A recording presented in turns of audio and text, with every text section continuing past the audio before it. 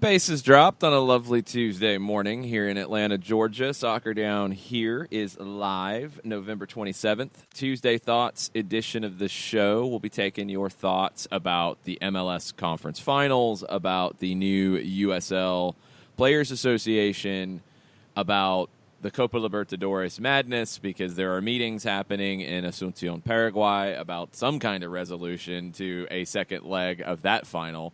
All kinds of rumors, all kinds of roster decisions being made around Major League Soccer, all kinds of stuff. It's a Tuesday stuff kind of day here at Soccer Down Here.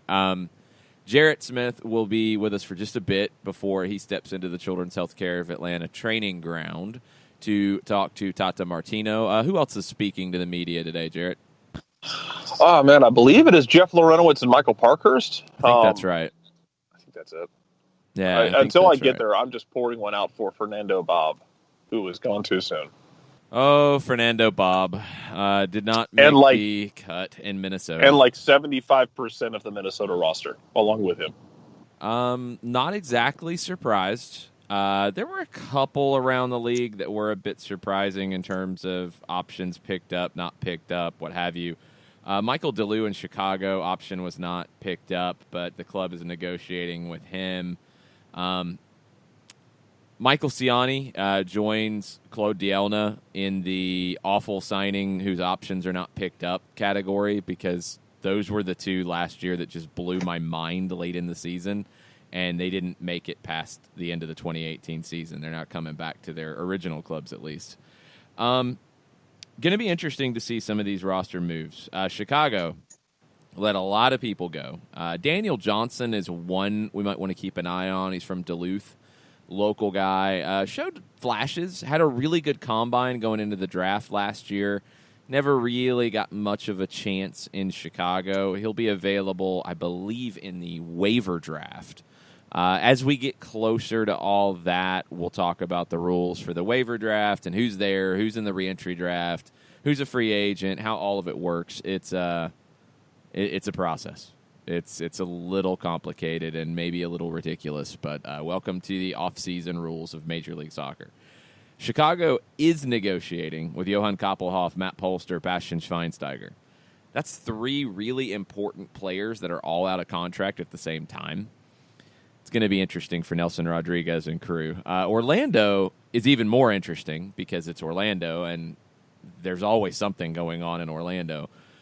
They fired their general manager, Niki Budalic, and they also received an extension from Major League Soccer on their contract decisions. I guess when they decided to I don't know. I'd love to hear the discussion of the whole thing, because I don't know. A club spokesperson confirmed that the roster moves up until Monday had been worked on by O'Connor and Budalic. So you have the guy working on your roster decisions. You then fire him on the day those roster decisions are due, and the league grants you an extension to the roster decisions? Does this seem normal to anybody? No. No, but Orlando's kind of just hanging out in a black hole right now. They just did the league feel sorry for them? Because I mean, the roster decisions are due on a date that everybody knew. Maybe the league was just like, you know what? We would like y'all to get your act together, and if that means that you're going to fire your GM on the worst possible day, like you woke up the morning the assignment is due, and I should start that diorama that I have none of the equipment for. The league may have just said, you know what, just get your house in order. Here's an extension. Just make sure you get this done, and whatever happens at the end of the extension, that's what you're going to play with in terms of how your personnel decisions are going to go. But so Orlando City fires their tutor on the morning of the test and gets an extension in taking the test. Yeah. That's what it feels like. And That's not it how gets this works. they get an extension with taking the test with the assumption from the rest of the students of, oh, that's not going to help much. Well, yeah, there's that. There might not have been much of a pushback on this one. That's true. That's a whole nother discussion when it comes to Orlando. This is a new one for the Lions. Don't know. Don't know who is up on an option decision. Don't know why. I'd love to know why Budalic was fired now. That's the thing for me is what triggered this? I mean, if it was the Will Johnson thing, the option that was picked up when it shouldn't have been because you played him too many games, that was known a while ago. Was there an argument over a player that Budalic wanted to keep and the club said no? I mean, John, this is a little strange at this stage to fire the GM. If you were going to do it, why didn't you do it at the end of the season? Yeah. The timing is odd. This is firing the captain of the family the day that you're supposed to show up on Family Feud. This is, and Steve Harvey saying, yeah, okay, y'all come back later. This is firing your captain the day before you're supposed to show up on High Q, and then them sitting there saying, okay, no, we'll push your appearance back a couple days. I don't get it. And I am racing through the Google machine and every other piece of social media that I can find, trying to find any kind of details or background stuff as to why Budalic was released now as opposed to, I don't know, a lot sooner. And the further away from the commonsensical release date, maybe the end of the season or something like that, the further away you get from that, the more questions you naturally have as to, was there a sudden thing that flipped the switch, and what was it? And I have more questions than answers, and me scratching my head right now doesn't quite translate to radio. And I will continue to search as best I can through every search engine that we have to try to figure out if there's any kind of background on this. But you're going now to do it? I'm confused and intrigued simultaneously. Is it wrong that I'm looking at this Orlando team right now and going, yeah, let's just turn a weather eye onto the horizon that is 2020, because y'all ain't inspiring a lot of confidence for 2019 right now. That was the quote that came out of the article. No, it was from the broadcast. That was one of the players who said it's not going to get fixed straight away. That one, yes. Yeah, that was from the Chicago-Orlando broadcast. That was one of the biggest Mystery Science Theater 3000 episodes of the Major League Soccer season. Yes. It's what it turned into with John Strong and Stuart Holden and everybody watching along. I don't know. I don't think you're going to find any reasons why, unless Budalic or unnamed club spokespeople talk about it. But that's going to come later. They have some things they got to figure out first, like whose options they're picking up, what the roster is going to look like going into the offseason with a waiver draft, reentry draft, all of these things to deal with that start December 9th with the trade window. That's right around the corner, folks. This is not going to be easy for Orlando to sort out. A couple other bits of news real quick before we take our first break. Houston Dynamo and the MD Anderson Cancer Center will make a major announcement on Wednesday. Probably a jersey sponsorship. That had been rumored in the past, and Houston did not have one this past season, so that would make a lot of sense.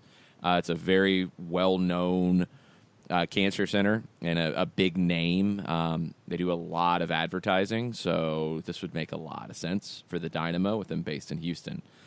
The biggest news probably around the league off the field was Portland Timbers yesterday. Looks like their first 12 matches will be played on the road next season, or up to their first 12. I think they might get creative with some bye weeks and stuff like that. This is all due to the expansion at Providence Park. Adding 4,000 seats, and 3,500 of those have already been sold for season tickets. The other 5 will be in group tickets and things like that. adding a new scoreboard, video board, turf, team store, updating concession stands, remodeling the east side of the stadium. It's a big project. It's going to take capacity over 25,000, but because of the Timbers playing their last home game on Sunday, this is not going to be finished until late May or early June. So the Timbers are going to have to play March, April, and most of May at a minimum on the road to start the 2019 season. Same for the Portland Thorns, who are probably not going to play at home until after the Women's World Cup break for the NWSL, which is an even bigger impact on their schedule. It might sort of work out to where the Thorns play the first half of their season on the road, the second half of their season at home. I mean, you could be looking at something like that for the NWSL team. But, we've seen it. When teams have this backloaded home schedule, it generally works to their benefit. And obviously, adding 4,000 more seats and all of the different things that they're doing will work to the club's benefit. But, Jared, are you expecting this to be an issue for a team that is in the Western Conference Finals right now and, one match away from being in the MLS Cup? No, not really. Just the way Portland plays. Portland's going to go on the road the first half of the year next year. I trust in Gio. I trust to make the moves to get the pieces he wants. And, man, they'll just go on the road and be like, yeah, we're going to eke out a point or three every time we go out. If we don't think we can get this done, we're going to go to Christmas tree. We're going to lock this down. We steal one by getting it up to Valeri, who Valeri or Blanco is very lucky to not be suspended for the second leg. I'd have to go back and look. One of them is fortunate not to be suspended for that second leg. But that's a team that can go on the road a lot and just kind of grind out some draws if they need to. I think they could be in not great but decent position after all that. And yeah, we know exactly what can happen when you're playing on the when you're playing backloaded home schedule. Yeah, every time we've had it, teams made the playoffs. Mm-hmm. That's where my money is. Yeah, well, Portland's a team you'd expect to make the playoffs anyway. I think that part is different. But how much of an effect does it have on their seeding is the question, because it is a tough road.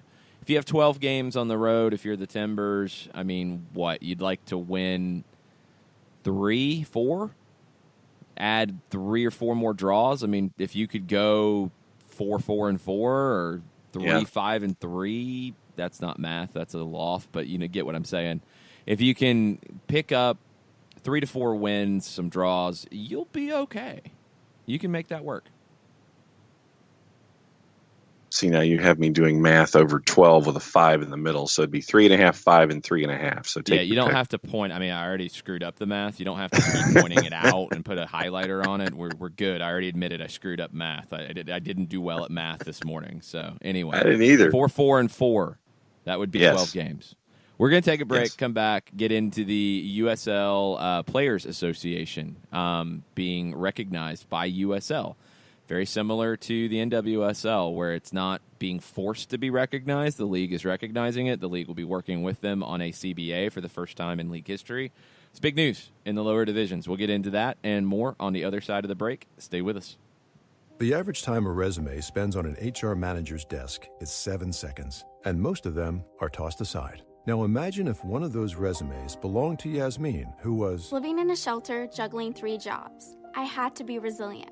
That's something that you can't teach. We rely so much on a resume, yet it could never tell the full story of someone who had to be independent and take initiative. And that's how I handle every project I get. Discover new ways to develop great talent at gradsoflife.org. Brought to you by Grads of Life and the Ad Council. We know that every driver is different, and a one-size policy does not fit all. That's why Country Financial offers a variety of discounts, so you get the coverage you need and the savings you deserve. From good driver to good student, multi-policy to multi-car, we've got a discount to suit every driver. Call Jason Wright at 678-568-6871 today to see what you could save. On Facebook at Jason Wright Agency or by phone at 678-568-6871. Discounts vary by state. Policies issued by Country Mutual Insurance Company, Country Preferred Insurance Company, or Country Casualty Insurance Company, Bloomington, Illinois.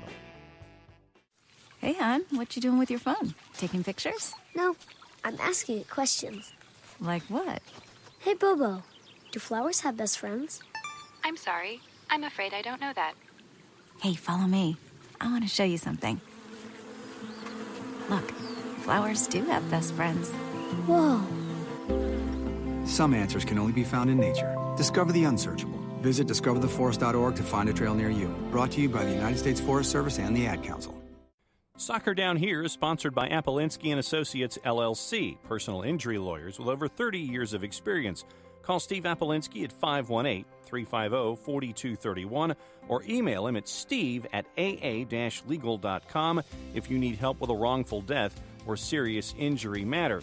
Steve Apolinski is rated one of the top 100 trial attorneys in Georgia, recognized as Legal Elite by Georgia Trend magazine for being one of the most effective lawyers in Georgia.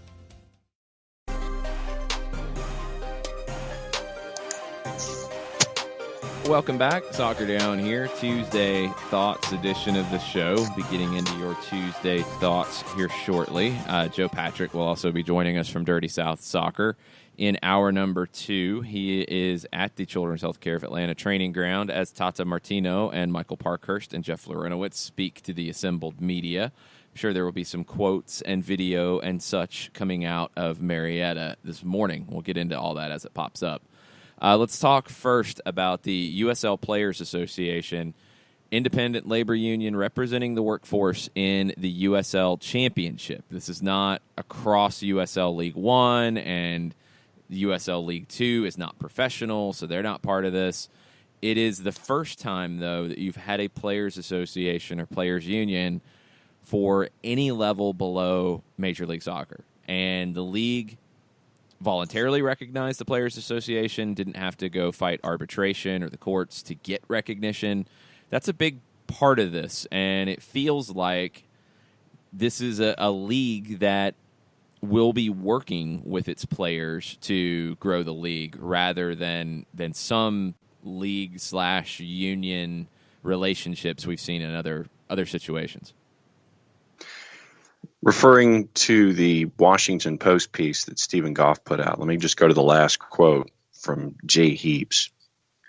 Quote, "We're in a unique situation in that a lot of USL executives at both the club and league level are former players. With that, there's a degree of learned empathy for what players go through in their careers that exists here in the USL more than most professional sports organizations. I believe that will go a long way to ensure a collaborative collective bargaining process. We will have to work together to get it right, but ultimately this is good for everyone," end quote. Yeah, a lot of players in those roles, a lot of former players, and that does change the paradigm a little bit. When you look at some of the other leagues that this is going on in, it's more owners battling with players. Here in USL, and I'm assuming NWSL is a comparable situation to this, it's league execs or team execs and the Players Association. And so many of those team execs are former players. So while they're on the other side of the fence now, they get it. And I think that means they're far more likely to come to a resolution that makes sense for both sides because they understand it and they've been there.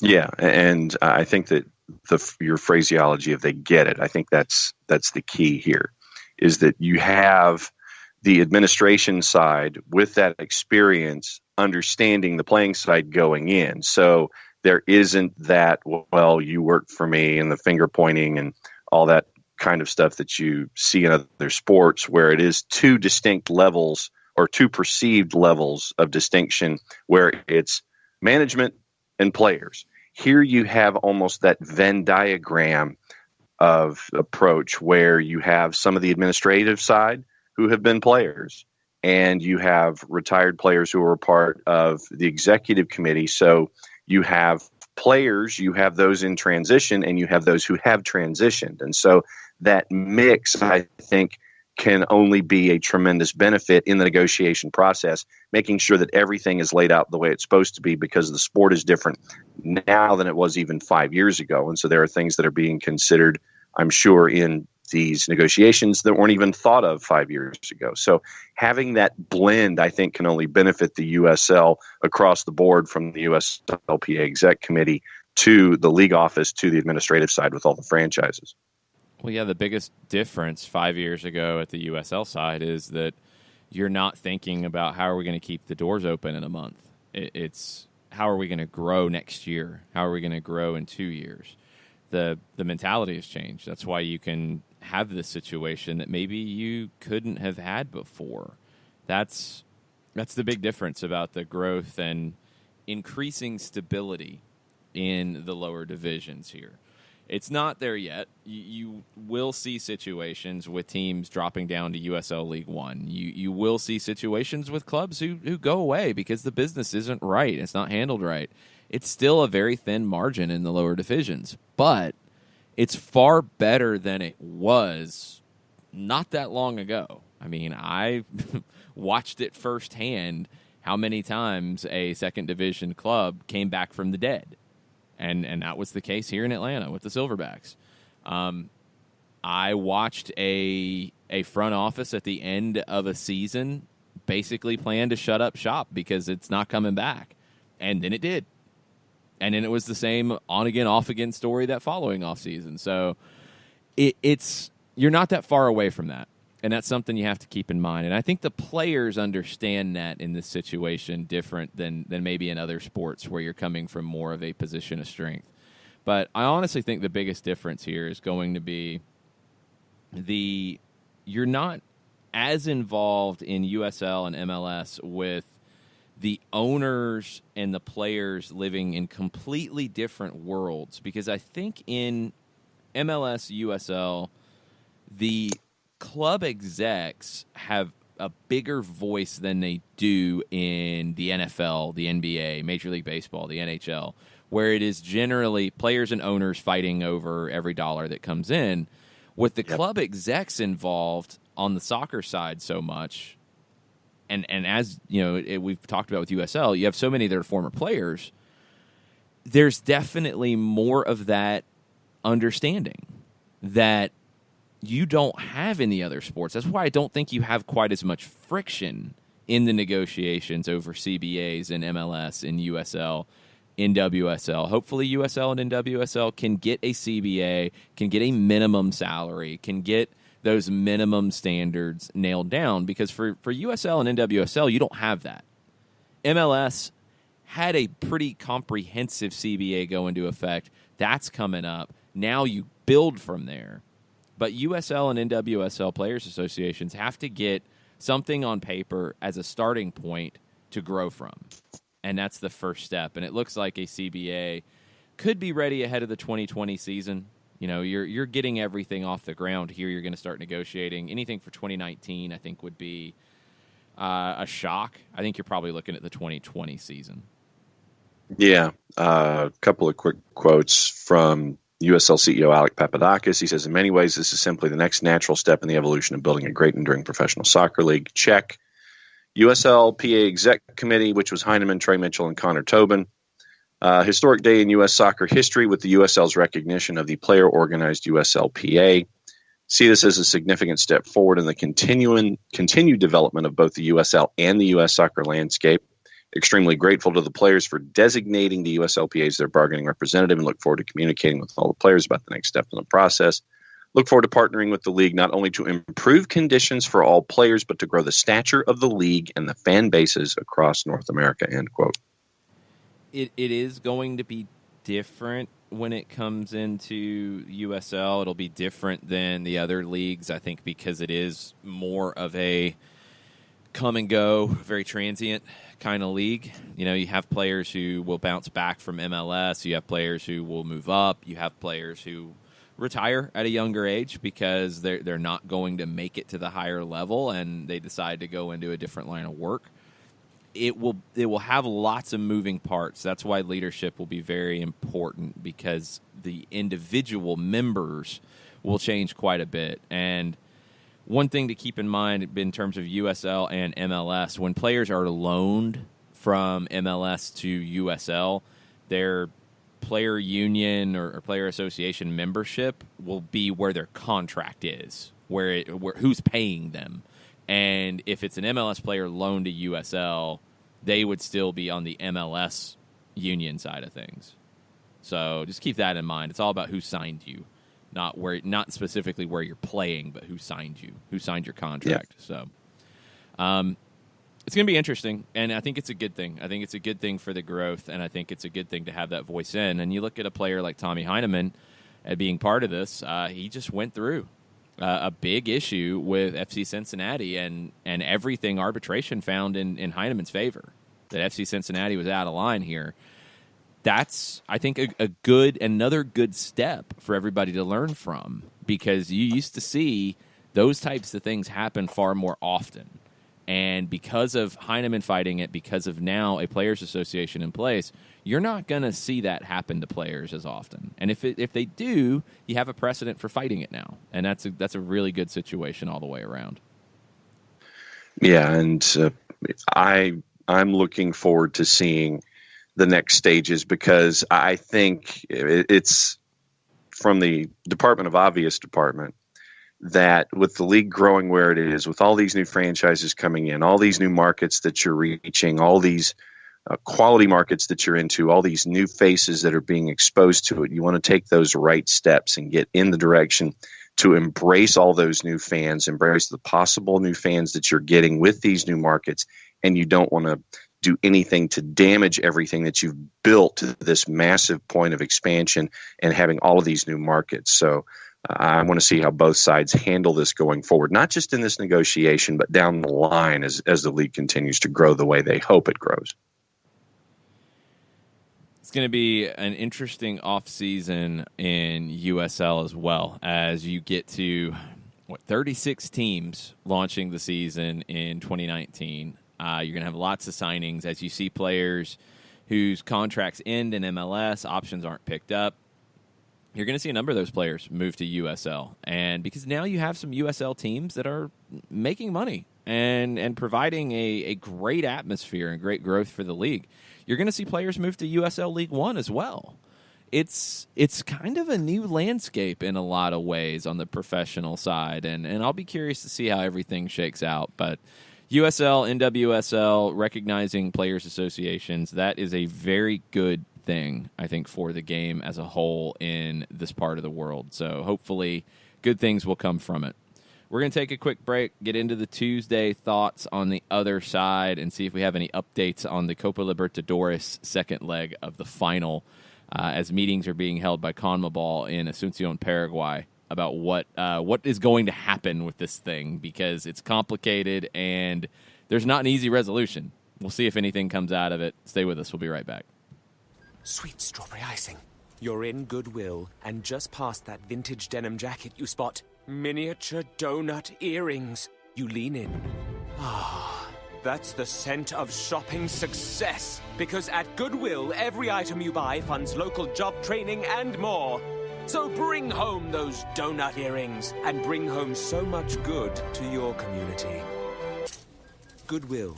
Bring good home. Brought to you by Goodwill and the Ad Council. Soccer Down Here is sponsored by Appolinsky & Associates, LLC, personal injury lawyers with over 30 years of experience.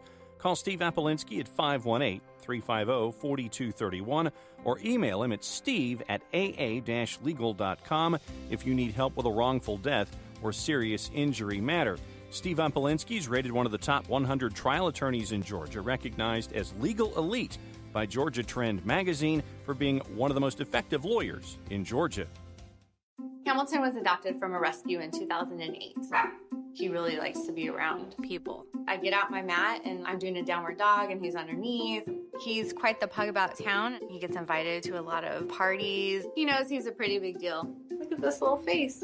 How could you not love him? Hamilton the Pug, Instagram star and shelter pet. Amazing adoption stories start in shelters. Visit theshelterpetproject.org to find a pet near you. Brought to you by Maddie's Fund, the Humane Society of the United States, and the Ad Council. As a business owner, you know that every year brings new challenges and opportunities. The success of your business demands expertise and focus. And Country Financial can help you keep that focus by helping ensure you have the right insurance protection in place to meet your goals. Jason Wright can help you create a customized insurance plan that has coverages designed just for your business. Give Jason a call at 678-568-6871 or reach him on Facebook at Jason Wright Agency. Coverages vary by state. Policies issued by Country Mutual Insurance Company, Bloomington, Illinois.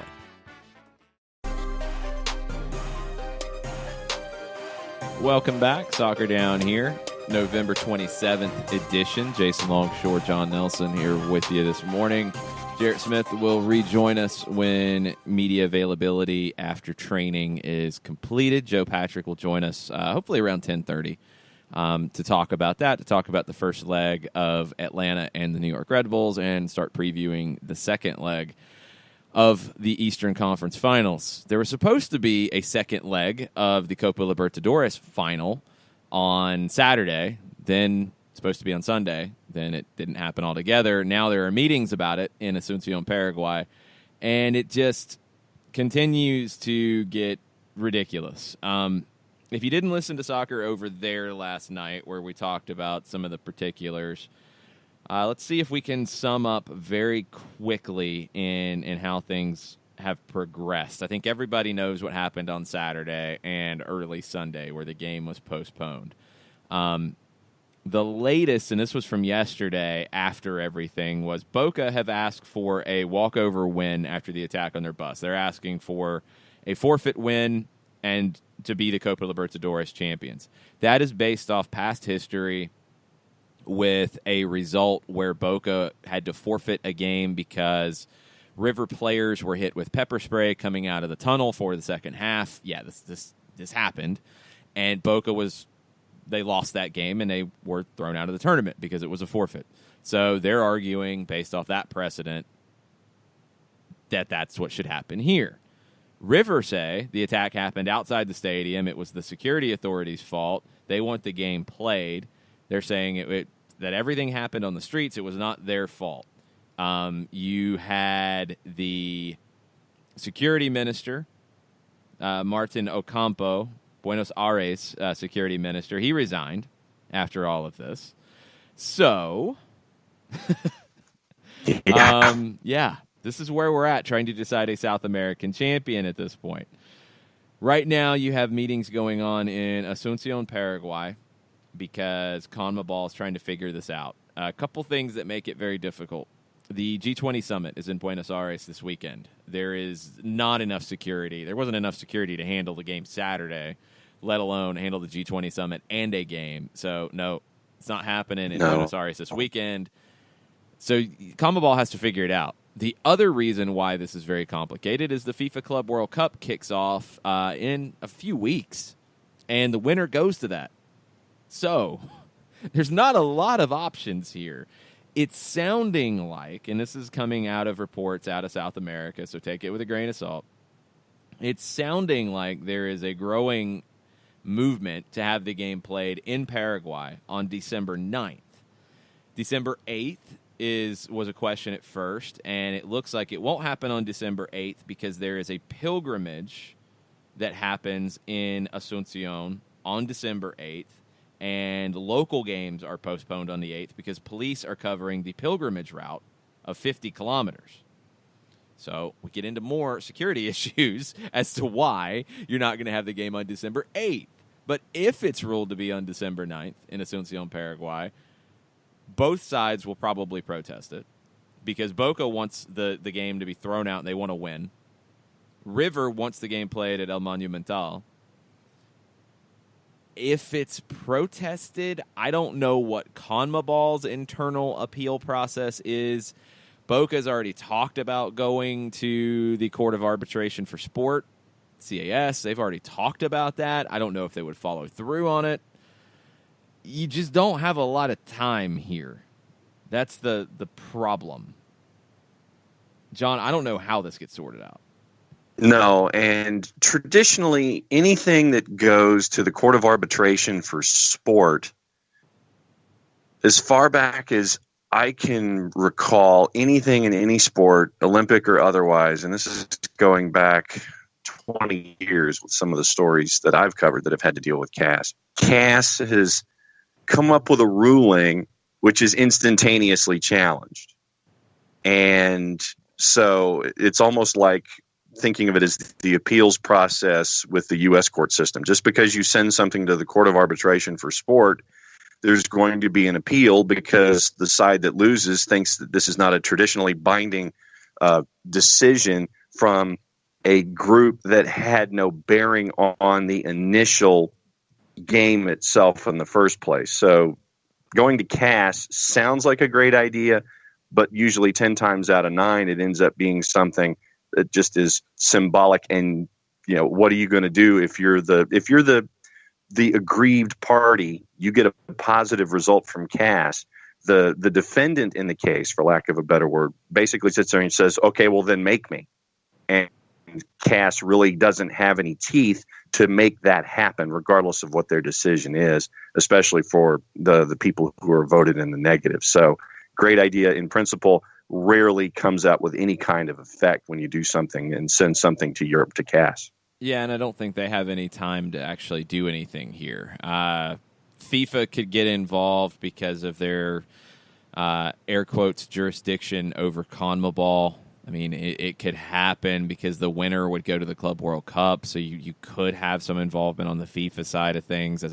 I guess you could appeal to FIFA.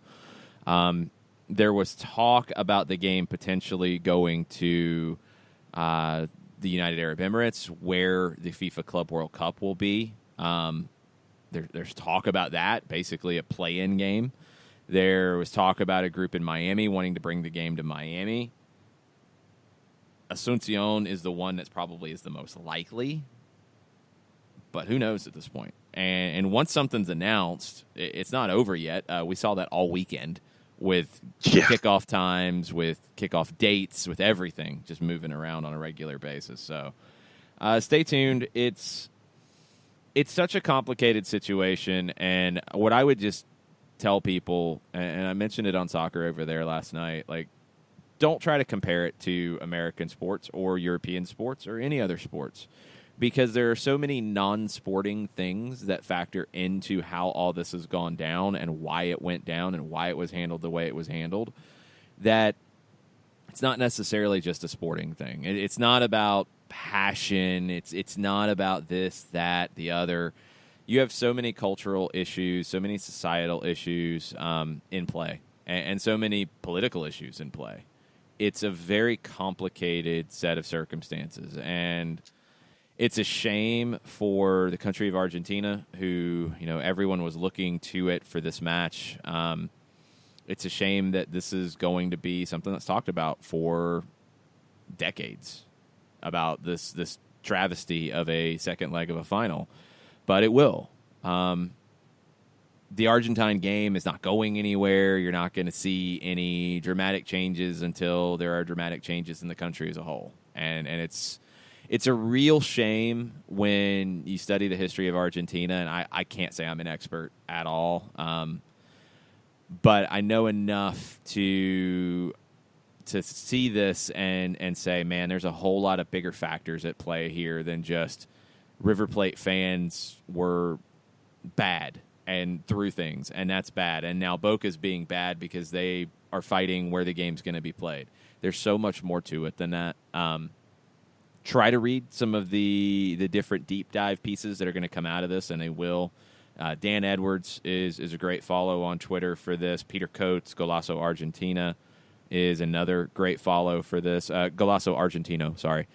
There's quite a few others that do report in English. The Guardian and The Independent, I think, have been on top of this pretty well as well. So keep an eye on it. It's a fascinating soap opera in Argentina right now, and maybe we'll get an announcement before we're done today as to where the second leg of the Copa Libertadores final will be. I want to see the match for the match. I think it'll be a great match. And Felipe Cardenas and I talked about it this weekend on a live 1v1. Forget the off-the-field stuff. Like, on the field, this would set up to be a great match between two great rivals. As a soccer fan, I want to see that. I want to see that happen. I don't want to see the trophy given away in a meeting room. I want to see it earned on the field. And I don't want to see these things get in the way of the sport. But they always do, and they always will. And for me, I knew about the game and the rivalry, very cursory level. And I was attracted to see this two-leg and see how it just played out on television. And, it's a disappointment for me on a couple of different levels. And as someone who watches breaking news for the sake of watching breaking news and seeing how it's covered, to go from watching something because I wanted to see a two-legged final to something that ends up as violent as it was, with the political overtones that it had, and putting a black eye on something that could have attracted a lot of casual viewers and introduced an amazing rivalry to a lot of different fans. It's a shame that it has gotten through this to this point, and you wonder how many people have been turned off by this. And it's a missed opportunity on a lot of different levels for something that really is special. And I just think that it's really sad that we're viewing it through this prism and not the prism that we should have in 180 minutes. Yeah, it's you can't think of this in normal rivalry tones. I mean, American sports rivals, you're thinking Yankees, Red Sox, you're thinking Auburn, Alabama, you're thinking those types of things. This is the issues here. Boca River on the field, yeah, it's on those lines and probably even more. But the off the field side of it that so often spills onto the field is on a whole different thing, because of society, because of culture, because of history, because of corruption, because of basically mafia organized violence behind the scenes. There's all kinds of rumblings about River Plate, Barra Bravas who were involved in stuff behind the scenes, and these are not like the Barra Brava in D.C. or Barras in any MLS city. It's no. They share a name, they share a word. It's not the same thing. Barra Bravas in Argentina, like Barra Bravas in other countries as well, are basically like crime outfits. They're mafia type organizations, and they have a lot of say and control over the way clubs operate. So there's all kinds of stuff going on behind the scenes that has nothing to do with the game on the field. So if you're looking at this as the game on the field, that's great. We will all want to see that played. If you're trying to take American context and put it into this, don't judge, and don't go down those roads. Try to understand it and read up on it and study up on it. And it's a sad history, and it's a sad history that's had so many twists and turns, and so many times where it looked like Argentina as a country was going to become one of the major powers in the world, and didn't. And those things have carried over into the game in Argentina and have affected it deeply. It's why you hear the comments from Tata Martino, from Leandro Gonzalez-Perez, from others about the toxic nature of the game in Argentina. And it's beloved because it is home, and it is where you grew up and what you grew up in. But it's also hated in a lot of ways because of stuff like this. It's a mess, and there was so much hope that you would be able to get past it, but you weren't. So now CONMEBOL has to deal with it and figure it out. We'll see what happens. We'll keep you posted as we hear in terms of everything out of Asunción, Paraguay. If we have a location for the Copa Libertadores second leg final and a date, we will let you know as soon as we know. We're going to take a break. We'll get into your thoughts on the Twitters. Tweet at us at @SoccerDownHere. We'll be right back. The average time a resume spends on an HR manager's desk is 7 seconds, and most of them are tossed aside. Now imagine if one of those resumes belonged to Yasmin, who was living in a shelter, juggling 3 jobs. I had to be resilient. That's something that you can't teach. We rely so much on a resume, yet it could never tell the full story of someone who had to be independent and take initiative. And that's how I handle every project I get. Discover new ways to develop great talent at gradsoflife.org. Brought to you by Grads of Life and the Ad Council. We know that every driver is different, and a one-size policy does not fit all. That's why Country Financial offers a variety of discounts, so you get the coverage you need and the savings you deserve. From good driver to good student, multi-policy to multi-car, we've got a discount to suit every driver. Call Jason Wright at 678-568-6871 today to see what you could save. On Facebook at Jason Wright Agency, or by phone at 678-568-6871. Discounts vary by state. Policies issued by Country Mutual Insurance Company, Country Preferred Insurance Company, or Country Casualty Insurance Company, Bloomington, Illinois. Hey, hon, what you doing with your phone? Taking pictures? No, I'm asking it questions. Like what? Hey, Bobo, do flowers have best friends? I'm sorry. I'm afraid I don't know that. Hey, follow me. I want to show you something. Look, flowers do have best friends. Whoa.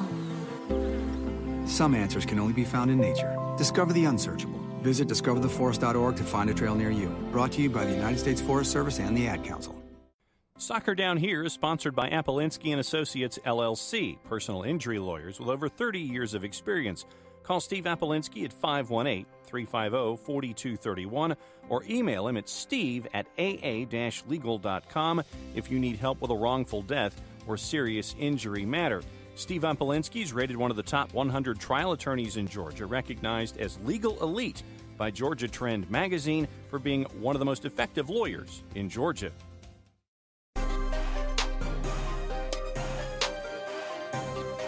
Welcome back. Final segment, hour number 1 on a Tuesday Thoughts edition of Soccer Down Here. Jason Longshore, John Nelson with you this morning. Let's get into the Tuesday Thoughts on the Twitters, John. What do we have? And it starts with the proposed Zach Steffen move to Manchester City. Jimmy Mack with a question from yesterday afternoon that's made its way through. So is Precourt really going to sell Crew SC's most promising talent and pocket the cash right before selling the club, or do the funds from the sale transfer go to the new ownership when the club is sold? Okay, this comes up every time you're talking about selling players in one way or another. This one's a little different because of the Anthony Precourt nonsense in it. First off, if Zach Steffen has an opportunity to go to a major club, he should be sold. I don't care who the owner is. I don't care how that works out. You're not going to hold him hostage because you don't like Anthony Precourt. So that's one thing to keep in mind here. 2, as we know through the league, there will be different ways this money is distributed and what it can be used for. Anthony Precourt can't just pocket the money. That's not how it works. Now, I don't know in terms of the club transfer of control, and this is something we've talked about before. I don't know when that's going to go down, how that's going to go down, what process is in place for that to go down. But the money's not going to be pocketed by either ownership group. The money has to be reinvested back into the team, and it can be reinvested back into the team in a few different ways. Before we get there, let's talk a little bit about the deal as a whole. I had seen rumors bubbling up. They weren't coming from sources that I trusted yet. Paul Tenorio at The Athletic went with it yesterday and was able to verify through his sources that it looks like Zach Steffen to Manchester City for between $7 and $10 million. Couple things Tenorio added on that this morning. They got Steffen on a free. He was on their discovery list. Now they're going to flip him for $7 to $10 million. He was at Freiburg in Germany. It just didn't work out. Then he came to Columbus on a free transfer. It's just, wow. That's a really good piece of business that Greg Berhalter pulled off for the Crew, regardless of how this works. Now, the way this goes down, and this is something that people get really bent out of shape about with MLS being a single entity. Look, the league owns all the contracts of the players and divvies them out. It is different than any other soccer league in the world.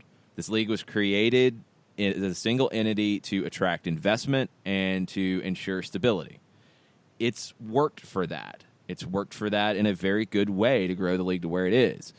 Does it need to become more functioning as a league of independent teams? Absolutely. But from a business perspective, the single entity works very well for the league. And that's why you've seen other leagues in other sports, other startups go with that model, because it is a safer way to attract investment. So how does the money get sorted out?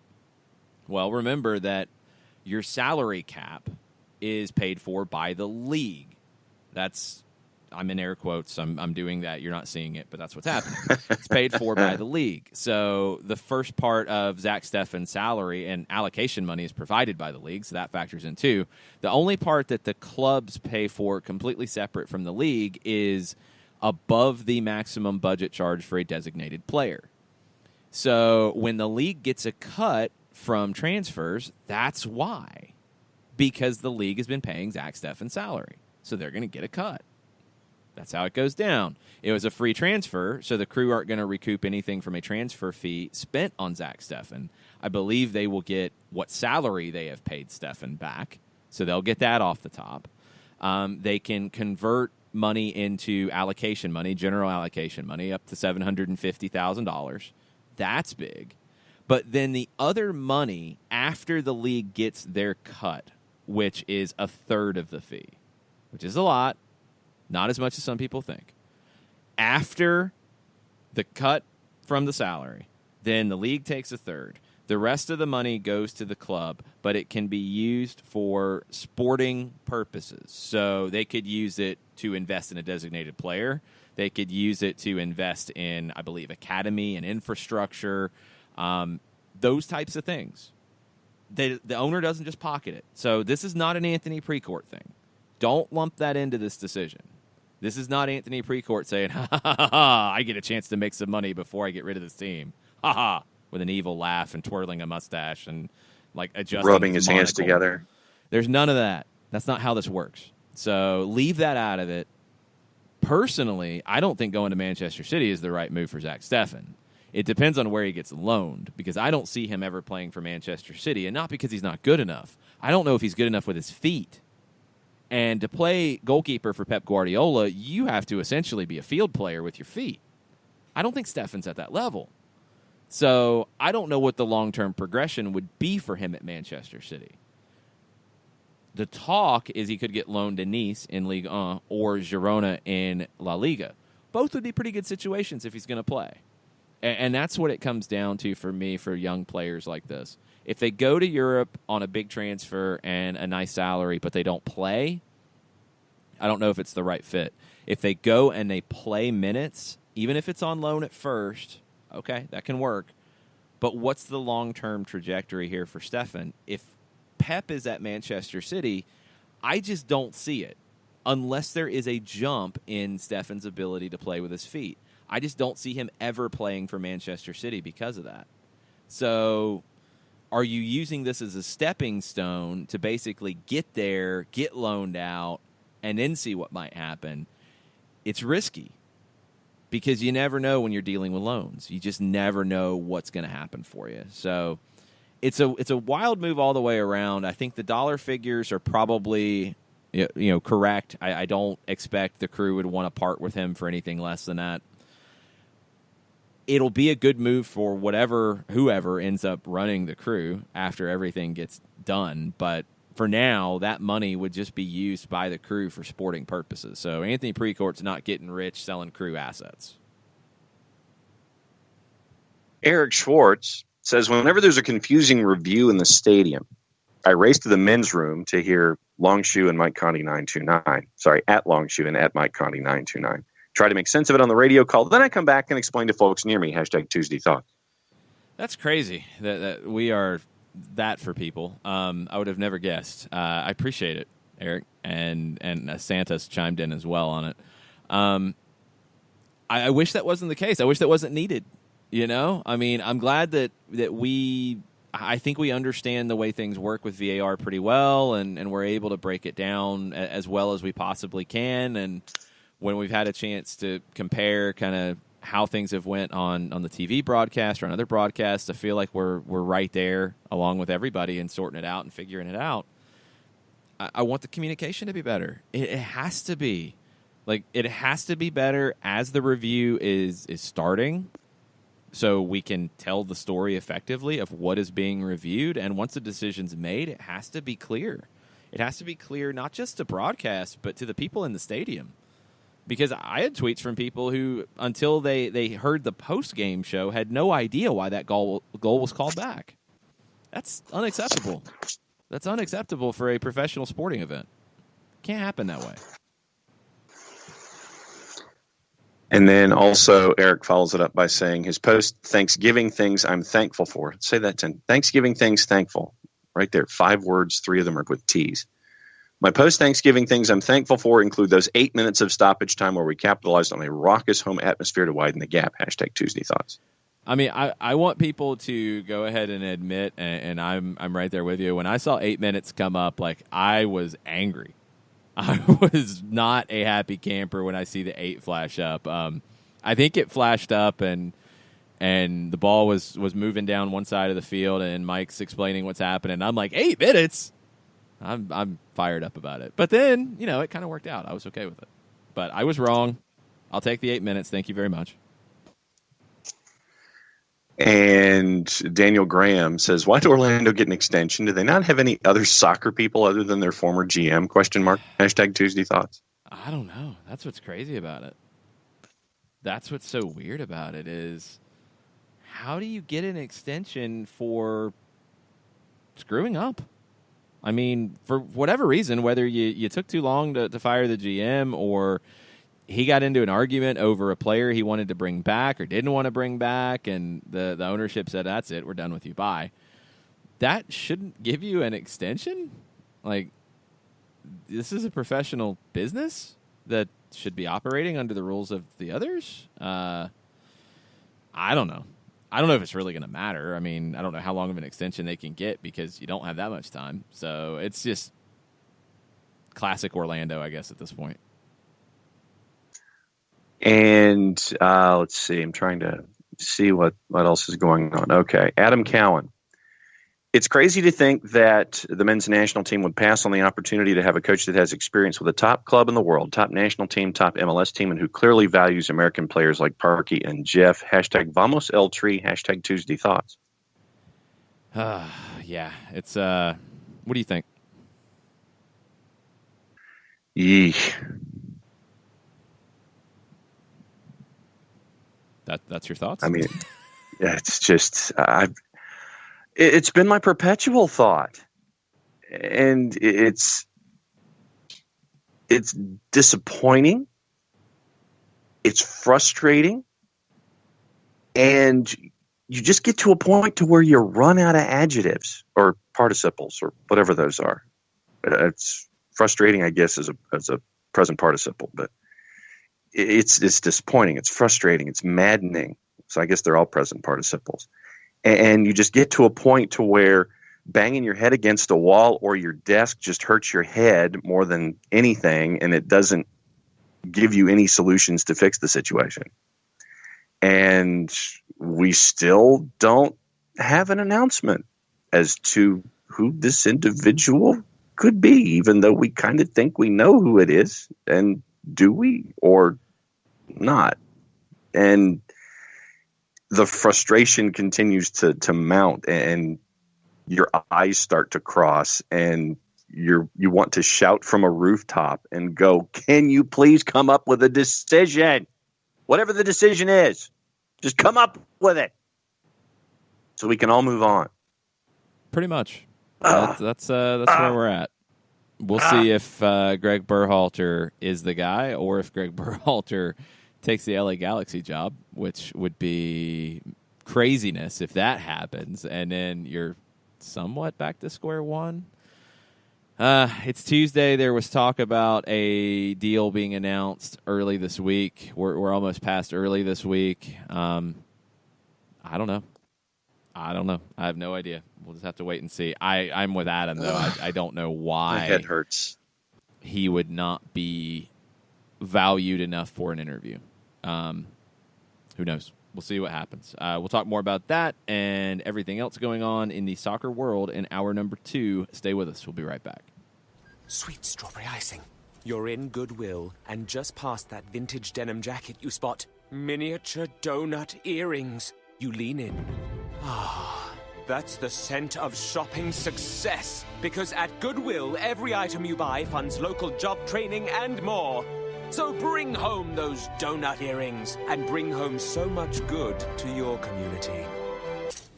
Goodwill. Bring good home. Brought to you by Goodwill and the Ad Council. Soccer Down Here is sponsored by Apolinski & Associates, LLC, personal injury lawyers with over 30 years of experience. Call Steve Apolinski at 518-350-4231 or email him at steve@aa-legal.com if you need help with a wrongful death or serious injury matter. Steve Umpolinski is rated one of the top 100 trial attorneys in Georgia, recognized as legal elite by Georgia Trend magazine for being one of the most effective lawyers in Georgia. Hamilton was adopted from a rescue in 2008. He really likes to be around people. I get out my mat and I'm doing a downward dog and he's underneath. He's quite the pug about town. He gets invited to a lot of parties. He knows he's a pretty big deal. Look at this little face. How could you not love him? Hamilton the Pug, Instagram star and shelter pet.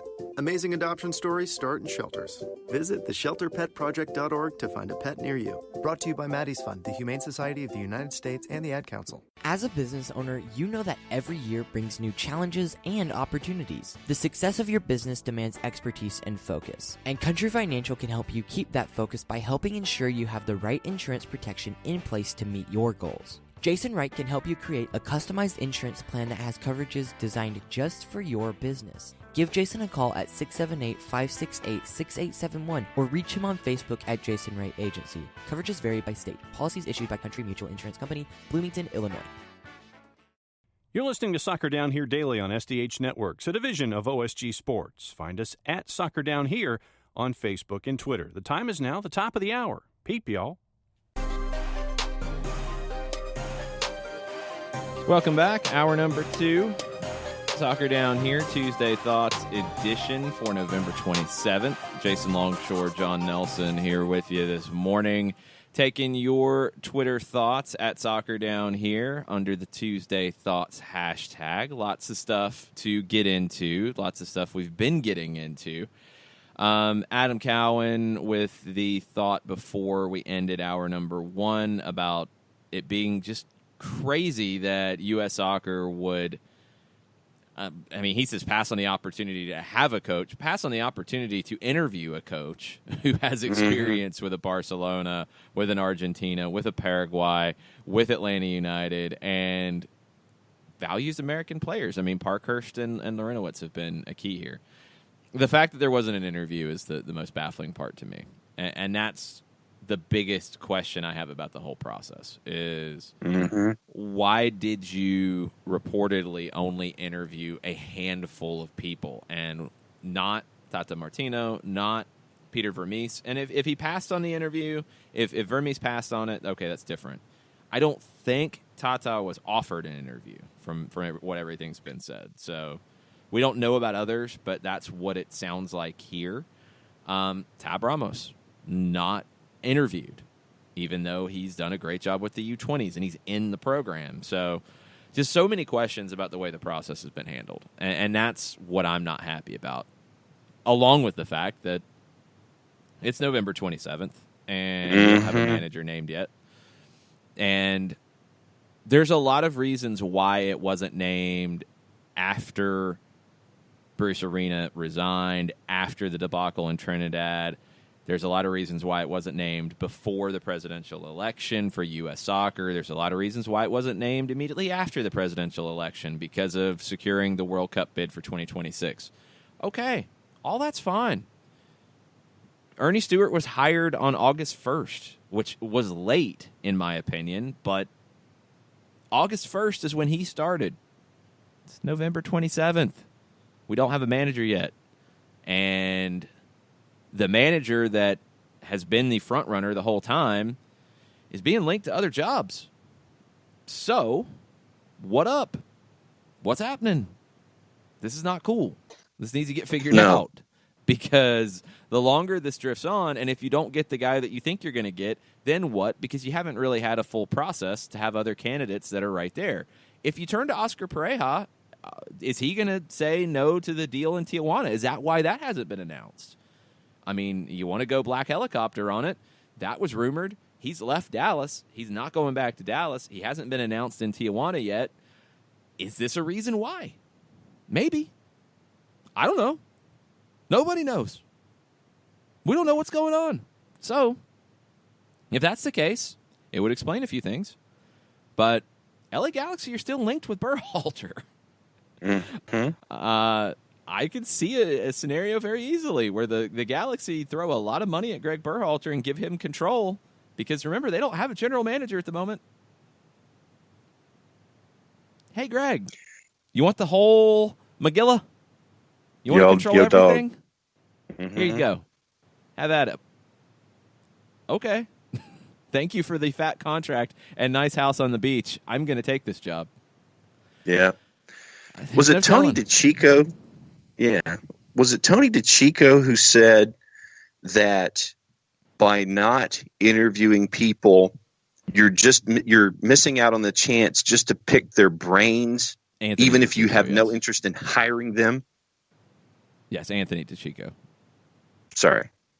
Okay, Anthony DeChico. But you're missing out on the opportunity, even if you don't want them.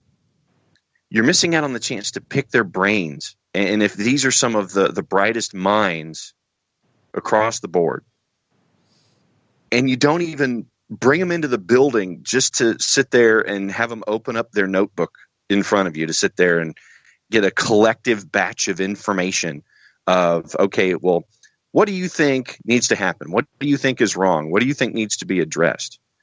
To miss out on that opportunity to get all of this information, to build a dossier, just so you can sit there and have it in front of you. Well, so-and-so says we need to look at this. So-and-so says we need to look at this. And the third guy says we need to look at this. You get all of this information. You get a massive file of stuff that a lot of other folks have seen from outside your building that they think needs to be fixed or that could be improved. And you even miss out on that opportunity by not even bringing people into the building in the first place.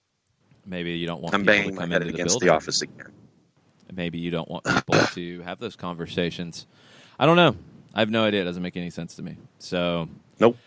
We'll see what happens. But, yes, that is still a Tuesday thought and hopefully not a Thursday thought and hopefully not a Tuesday thought next week and a Thursday thought next week and a Tuesday or Thursday thought into perpetuity. Hopefully it can move on at some point. Jeremy York, Viva the Impact. Hashtag Tuesday Thoughts. If and when Almiron goes to Europe, will the Five Stripes promote from within or go after another high talent transfer? ? I mean, probably both. I mean, the P.T. Martinez stuff is not going away. It's still being talked about. In the midst of all the craziness, River Plate's president said that P.T. Martinez is going to Atlanta. So that's out there. I don't know. I mean, you never know with those deals until it's signed and a jersey's being held up or a video is produced or what have you. So, always take that stuff with a grain of salt because there's always an opportunity to negotiate a little bit more. As we're seeing with the U.S. national team job, it appears right now, with all the last-minute negotiations. So, I don't think they're going to all of a sudden not spend money on top players from around the world. But I think anytime you see players move, and this is the life of a big club, and this is not what the life of a Major League Soccer club has been historically. You should have both. You should go out and bring in a player of P.T. Martinez's ilk, but you should also have Andrew Carlton pushing that player. You should also have Ezequiel Barco pushing that player, and the manager has to figure out what is my best combination of players. This is not the old days where you have a striker, you have a right midfielder, you have a left midfielder, that's all they play, that's all they do. You have a number 10, you have a defensive midfielder, that's all they do, that's all they play, and that's it. You have guys who can play multiple positions and fit in multiple tactical setups, and the manager's job is to find the setup and the combination of players that is most effective. And whether that's in a 3-5-2, a 4-3-3, a 4-2-3-1, a 4-1-4-1, a 5-3-2, a 3-4-3, who knows? But you have to find the right group that works together. And guys like Carlton, Barco, Martinez, Gressel, Escobar, guys who can play multiple roles are going to be very important in that because you have a greater chance of finding the right fit of talent on the field together that gives you the best chance for success. And then Jeremy has a follow-up. He asks, when United holds this 3-goal lead on Thursday, will even the naysayers finally embrace this team as the best in the state and the best chance at a championship? I'm not going to fight the other team's fans in the state. I think that's pointless. Just let people be foolish. Like, don't worry about it. If somebody who has always hated soccer because of whatever preconceptions that they have, if they're going to take a crack at it now because it's a big deal, they're threatened. That's what it is. Don't worry about it. Don't waste your time. If people haven't understood that this is not going away and that this is a big deal by now, they're not going to. Don't worry about it. Don't worry about it at all. You're going to see that. You're going to see people say, oh, no, it's a stupid sport, and all the usual nonsense. And they're going to pull out the op-ed from 1975 and maybe update a couple of things and then blast it out there. They might put Xbox in instead of Pong and a couple of different things in there. But, yeah, they're going to blast that out and think they're original. Don't worry about that nonsense. You're going to see people try to jump on board the bandwagon, too, for their own purposes. You're going to see people try to say, oh, yeah, no, it's a big deal. Yeah, we're here. Yeah. And no, you know who's been doing this. You know who's watched it grow. You know who has been out there working on this. That's what's important. Don't waste your time with the haters. I mean, that's honestly what it comes down to. If people are going to argue about, does this team deserve a parade? Who cares? If there's a push for a parade, there'll be a parade. If there's not, there won't. It doesn't take away the trophy. That's what's important. It doesn't take away how you feel about it. If some guy who would never have watched a soccer game in their life says something mean about it, so, so it doesn't matter. If a person with 47 Twitter followers says something bad, does it really matter? No, because nobody saw it. Don't worry about it. This is a big deal. You know it's a big deal. You know that Atlanta is pushing American soccer into a whole nother level. You know that Atlanta is leading the way in this country. You know that Atlanta United is the hottest thing in town right now. You know that people who matter are realizing that, and people who don't matter aren't. Don't worry about it. It's all good. This is a fun ride. Don't let anything distract you from it. Elliot Beaven with a question. Should MLS Cup final be in a neutral site in the future? Nope. They've done that. Nope. Don't like it. Because then you could have Colorado and Dallas in MLS Cup 2010 in Toronto and maybe 10,000 people there.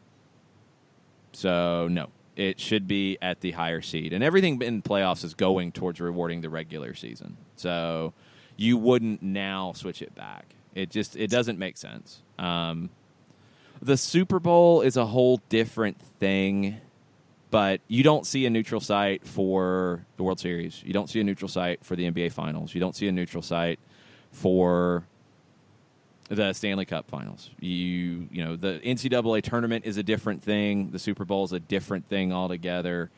For this, you shouldn't see a neutral site. I think you should see a two-leg final. I think you should see a game in each site. That's my opinion. But that seems to be in the minority. It looks like what's going to happen is single game all the way through, and higher seed will always host. Swickster, going back to our Orlando City discussion. Oh, boy. Didn't MLS bend over at the beginning of this season, capital letters, as well, to enable the at Orlando City SCFO's incompetence ? Hashtag Tuesday Thoughts. I don't remember that. I don't remember what it would have been.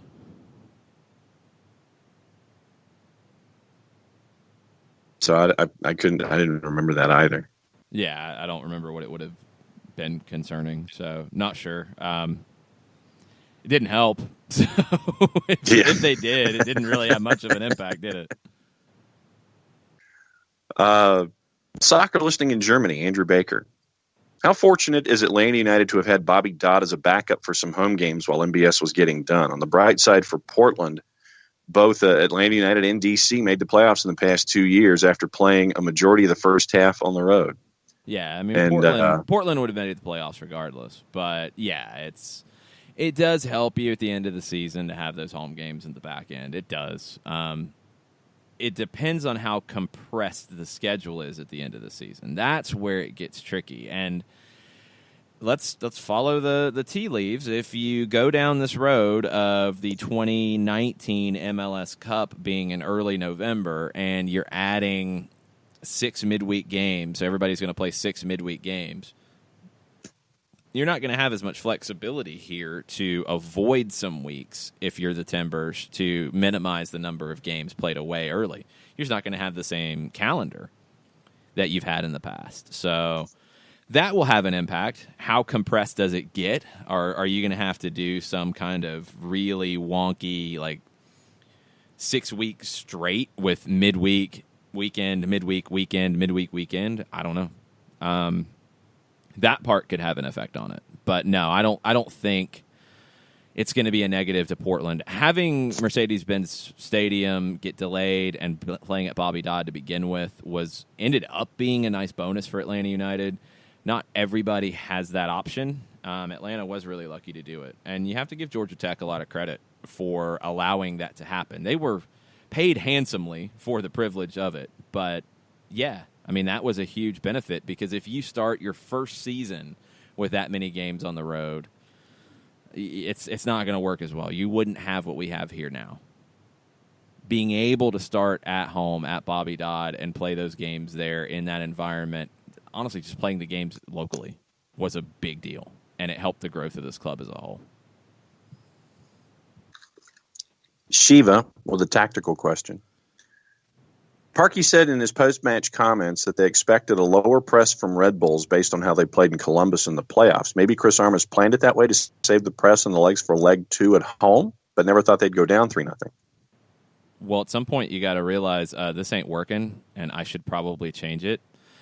There was a big back and forth all night Sunday and all day yesterday about, did Chris Armas get it wrong? Did he get it right? Did he really make the right decision but get the wrong outcome? I mean, he made the wrong decision because he got the wrong outcome. First off, that's what happens here.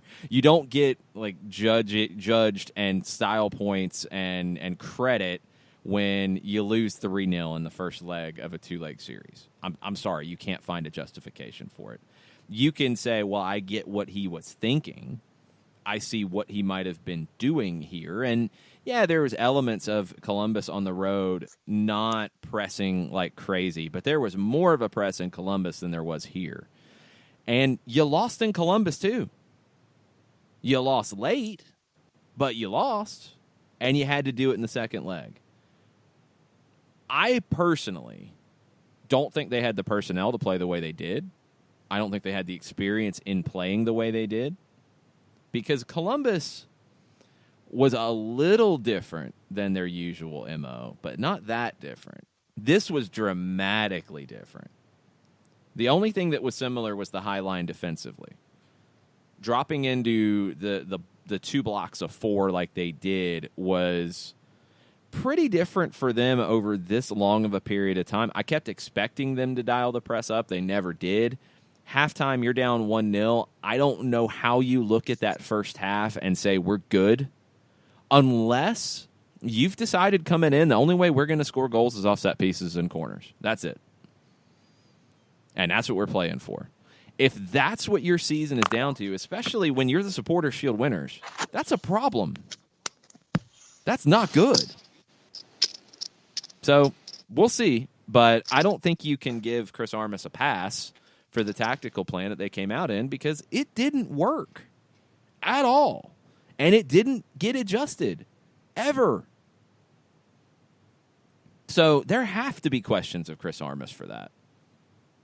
There has to be. And sure, Columbus, they might have pressed less, but in Atlanta, they didn't press at all. And it gave Atlanta the opportunity to control more of the possession and build up play more than they thought they would get the chance to. Go back and watch the very beginning, and you see Atlanta not hesitating to play long and direct out of the back at the beginning. They were able to do more in terms of typical possession as the game went on because New York never stepped up. Just strange, really strange. And at some point as a manager, you have to make a decision. You can look at it on paper and say, it's 2 legs. It's 180 minutes. We need to make sure we have legs for the second game. We don't want to run ourselves into the ground. We have to conserve some energy. We have to minimize risk. Okay, we should do this. On paper, cool, fine. Game's not played on paper. Your players have individual characteristics. You also have a season where you have prepared for things. Had the Red Bulls prepared to play in that way? I don't know. It didn't really look like it. Do they have the players to play effectively in that way? No, I don't think so. Because I think the DNA of the club is to press and to play high energy, and they didn't. And at some point, you have to decide, okay, I know what the book is telling me here, but what does my roster tell me? What am I going to be able to get? Do I have the right people to do what the book is saying? I don't? Okay, well, I got to do what my group should be doing. And I feel like he would have had a better chance if he had pressed. Don't know if he would have gotten a dramatically different result, but I think they would have looked more comfortable, and I think they would have at least made the game more chaotic and made it more difficult for Atlanta to do what they did. So I was surprised at the lack of changes and the lack of a press. I was surprised at the tactical plan from the get-go. I thought, okay, maybe it's going to be less pressing, but they will pick their spots to press. They really didn't. They really didn't play like the New York Red Bulls, and I don't think you can do that in a conference final series. I don't think you can get to this point of the season and try to find some new way to play. I don't think it works that way. Let's take a break. Jarrett Smith will be back with us in the next segment. Joe Patrick will be joining us at 10:30, hopefully, to talk Atlanta United, New York Red Bulls, and everything out of the Children's Healthcare of Atlanta training ground this morning. Final media availability before the trip to Red Bull Arena. Stay with us. We'll be right back. The average time a resume spends on an HR manager's desk is 7 seconds, and most of them are tossed aside. Now imagine if one of those resumes belonged to Yasmin, who was living in a shelter, juggling 3 jobs. I had to be resilient. That's something that you can't teach. We rely so much on a resume, yet it could never tell the full story of someone who had to be independent and take initiative. And that's how I handle every project I get. Discover new ways to develop great talent at gradsoflife.org. Brought to you by Grads of Life and the Ad Council. We know that every driver is different, and a one-size policy does not fit all. That's why Country Financial offers a variety of discounts, so you get the coverage you need and the savings you deserve. From good driver to good student, multi-policy to multi-car, we've got a discount to suit every driver. Call Jason Wright at 678-568-6871 today to see what you could save. On Facebook at Jason Wright Agency or by phone at 678-568-6871. Discounts vary by state. Policies issued by Country Mutual Insurance Company, Country Preferred Insurance Company, or Country Casualty Insurance Company, Bloomington, Illinois. Hey, hon, what you doing with your phone? Taking pictures? No, I'm asking it questions. Like what? Hey, Bobo, do flowers have best friends? I'm sorry. I'm afraid I don't know that. Hey, follow me. I want to show you something. Look, flowers do have best friends. Whoa. Some answers can only be found in nature. Discover the unsearchable. Visit discovertheforest.org to find a trail near you. Brought to you by the United States Forest Service and the Ad Council. Soccer Down Here is sponsored by Apolinski & Associates, LLC, personal injury lawyers with over 30 years of experience. Call Steve Apolinski at 518-350-4231 or email him at steve@aa-legal.com if you need help with a wrongful death or serious injury matter. Steve Apolinski is rated one of the top 100 trial attorneys in Georgia, recognized as legal elite by Georgia Trend magazine for being one of the most effective lawyers in Georgia.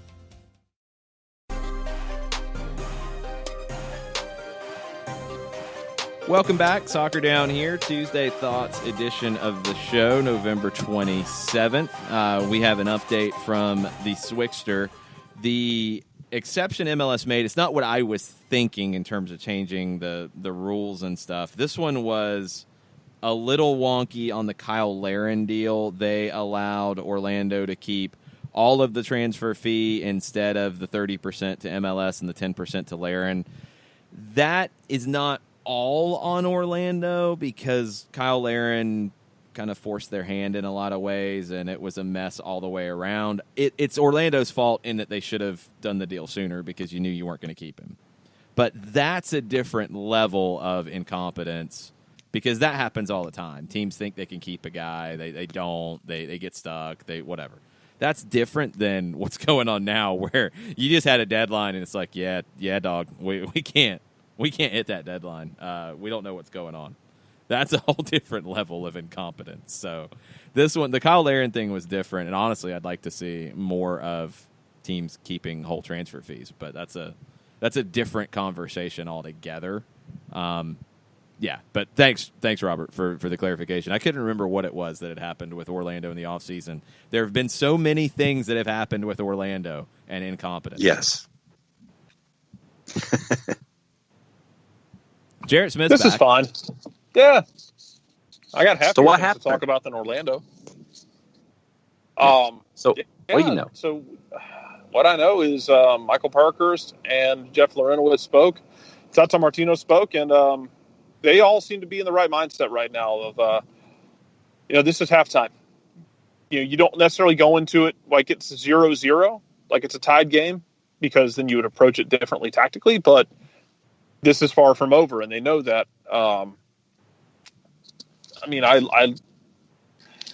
I think this is going to be another really fun one. And, asked Jeff Lorenowitz about how the midfield played. And, he took a lot of pride in what they did in the midfield. He, Nagbe, Remedi, Julian Gressel, in terms of just how bulldogish they were in the midfield and how much chaos they caused and, how physical it was and how intense the games are. And I think they expect it to be just as intense, if not more so, up in Red Bull Arena. It's going to be cold.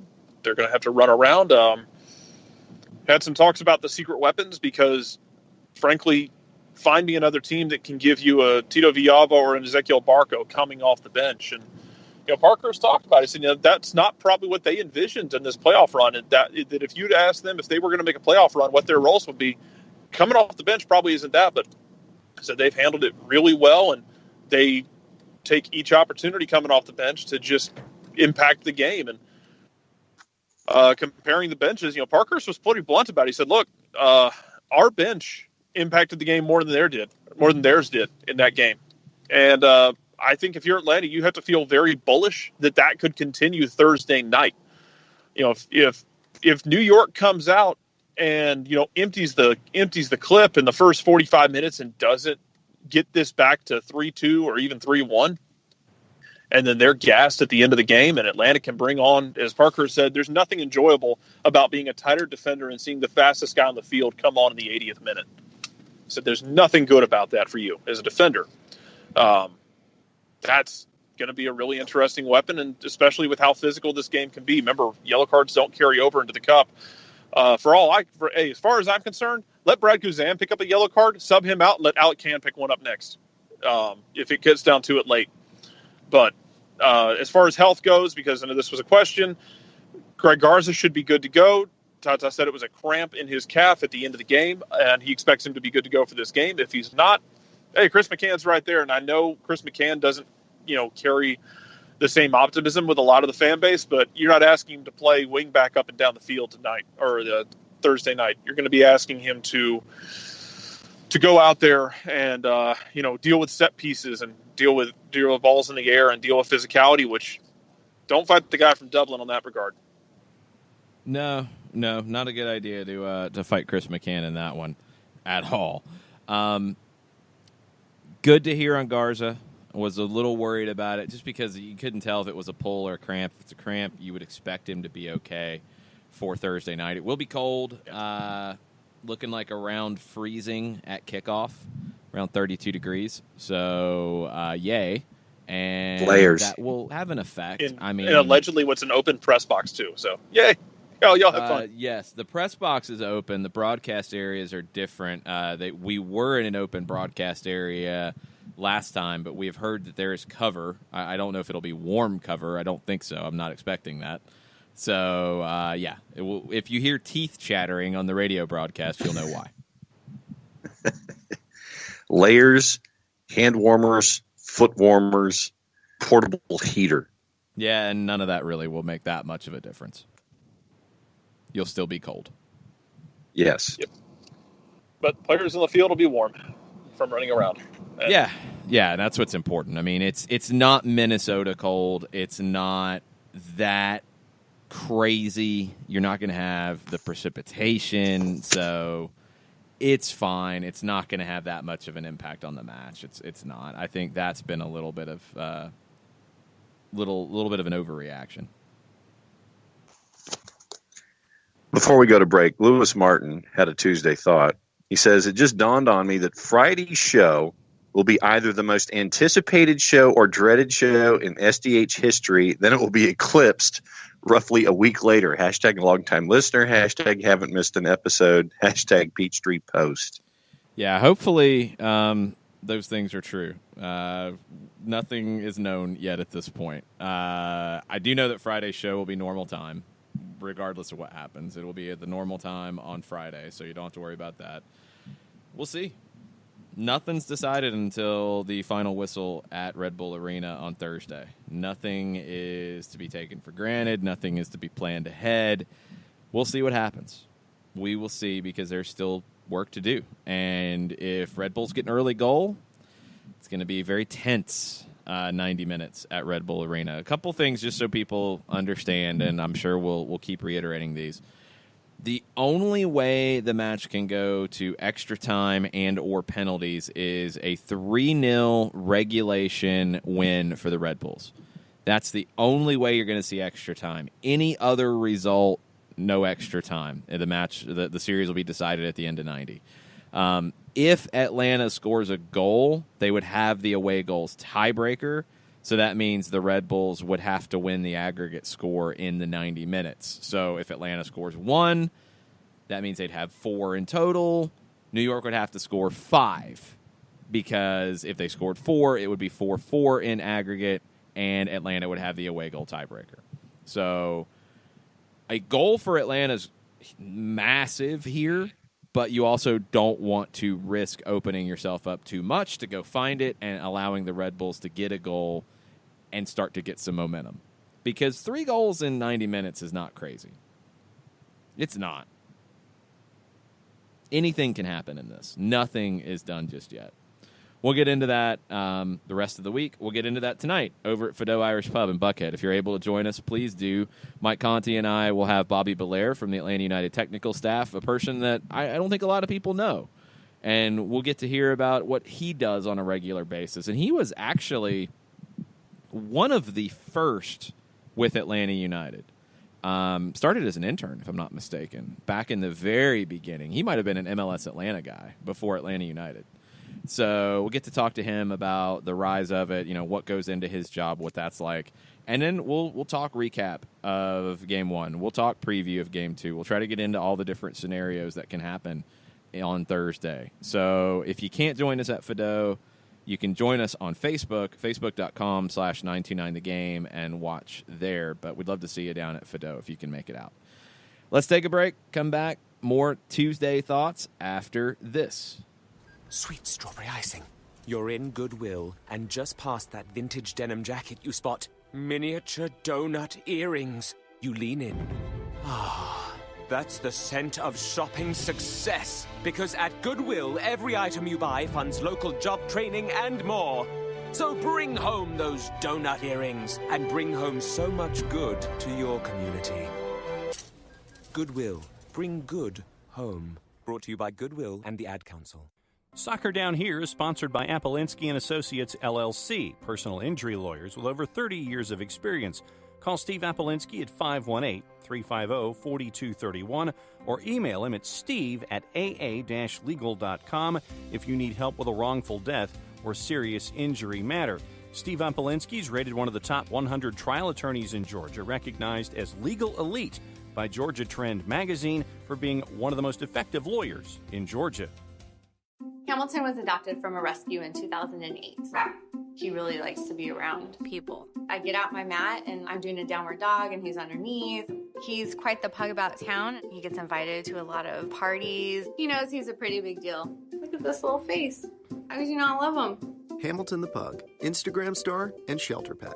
Amazing adoption stories start in shelters. Visit theshelterpetproject.org to find a pet near you. Brought to you by Maddie's Fund, the Humane Society of the United States, and the Ad Council. As a business owner, you know that every year brings new challenges and opportunities. The success of your business demands expertise and focus. And Country Financial can help you keep that focus by helping ensure you have the right insurance protection in place to meet your goals. Jason Wright can help you create a customized insurance plan that has coverages designed just for your business. Give Jason a call at 678-568-6871 or reach him on Facebook at Jason Wright Agency. Coverages vary by state. Policies issued by Country Mutual Insurance Company, Bloomington, Illinois.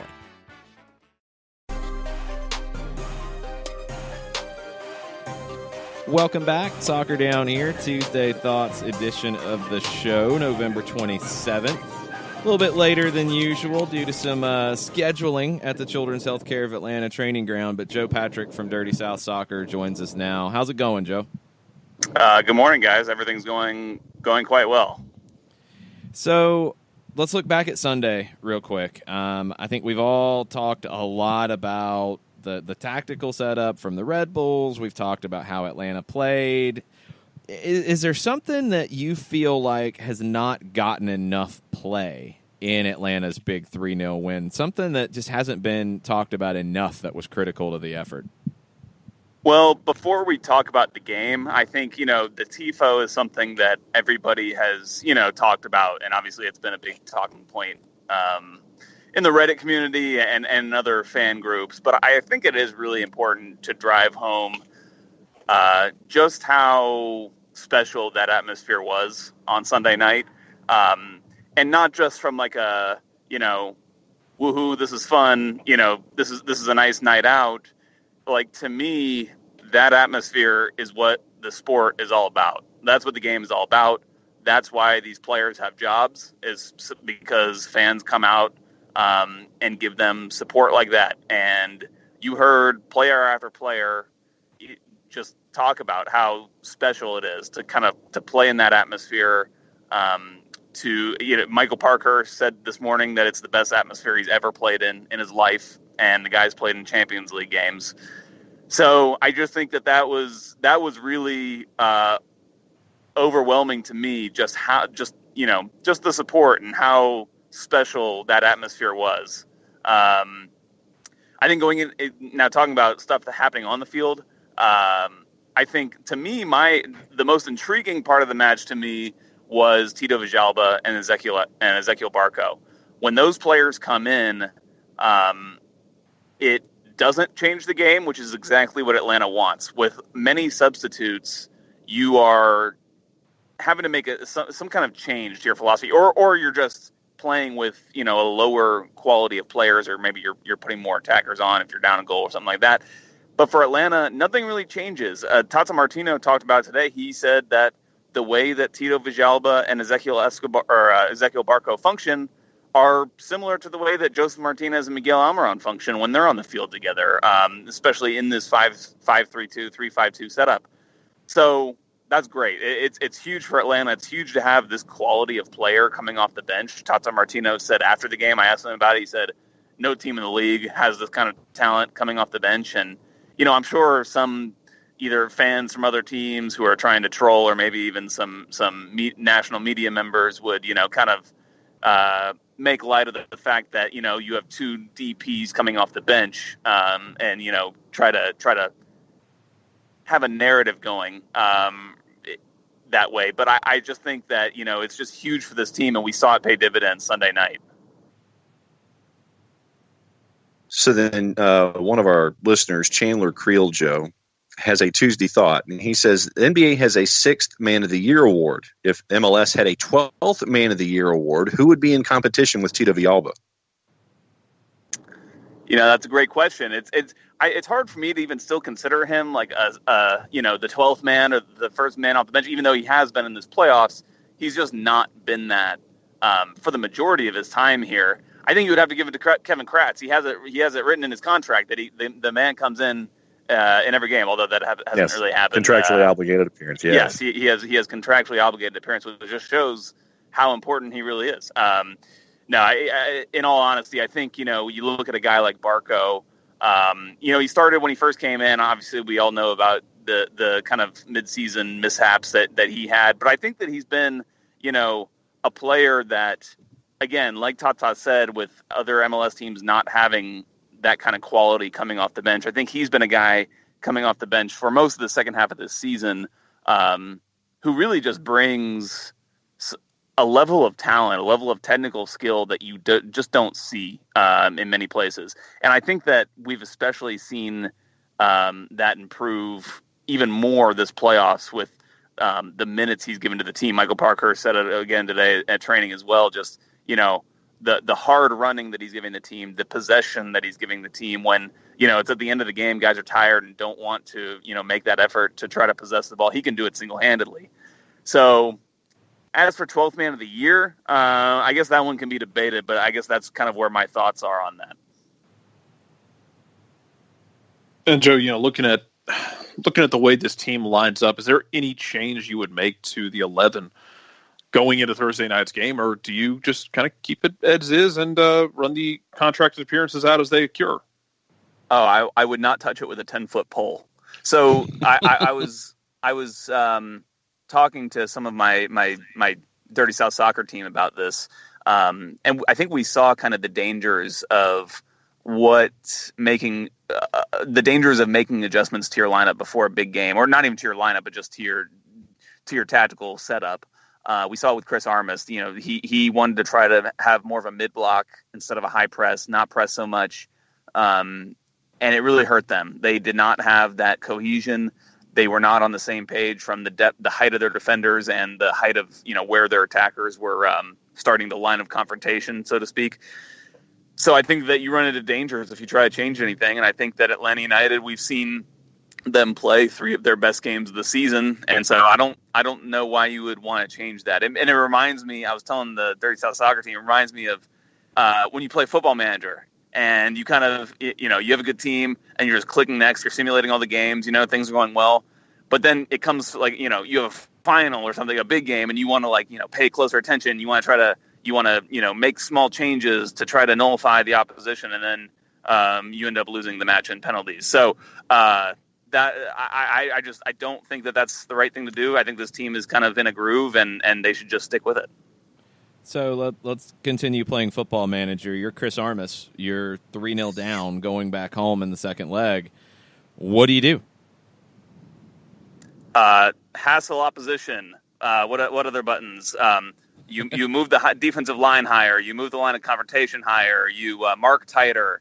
I think you just do every aggressive thing possible. I mean, this team has nothing to lose at this point. There's no reason for them to really guard against, try to protect their goal. And when you have seen what Rebels have done most of the season, that's not their style. Their style is to play with their their center backs on the halfway line, mark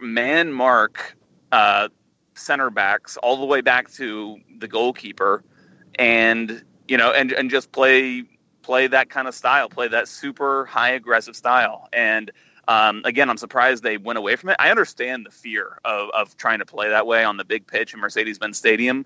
But yeah, I think that if you're Atlanta United, that's what you have to be expecting in this game. You have to be expecting to not have any time on the ball, to constantly be under pressure, and therefore you have to be smart and not make mistakes that can lead to goals, because that's their whole game plan, is to try to make you make a mistake.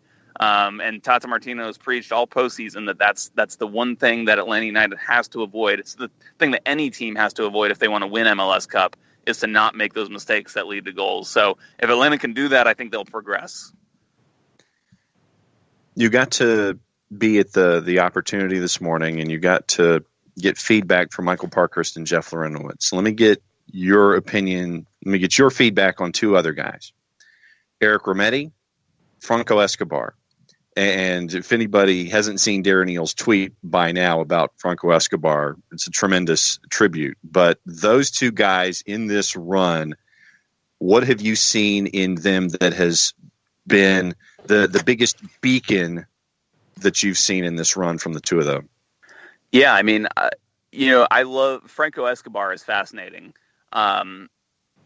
Joseph Martinez said that he's not the same player that he met when he first came here, when he first came to Atlanta.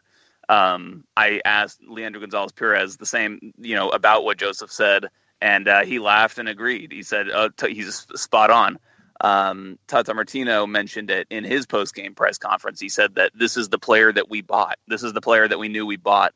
It was just going to take some time. And I think it's really a lesson for a lot of people, that sometimes these things take time. Sometimes there's just an adjustment period, no matter what is expected of a player. sometimes you just need time. It just needs to marinate and simmer and before you get the good stuff. So I think on the other side of that coin, you look at a guy like Eric Rometty, and he's more of the outlier. He's a guy that's come in. He's stepped in since I think his first game he was eligible to play. I think he started and was great, and he's been one of the first names on the team sheet ever since. He's more of a diamond in the rough, or maybe not a diamond in the rough, but just you can't expect that kind of contribution from every player, and I think it's especially impressive from Rometty, considering he's doing it as a central midfielder, where there's a lot more dynamics going on. There's a lot more players you're having to combine with. There's a lot more positions you have to take up on the field that can be complex. There's just more complexities of playing central mid than there is playing as a right back. But then again, in Franco's credit, he's played right back, he's played right wing back, he's played center back, so he's had to adjust to a lot of different positions too. But I think that those guys just really kind of illustrate two different kinds of development that players can have when they come into this league.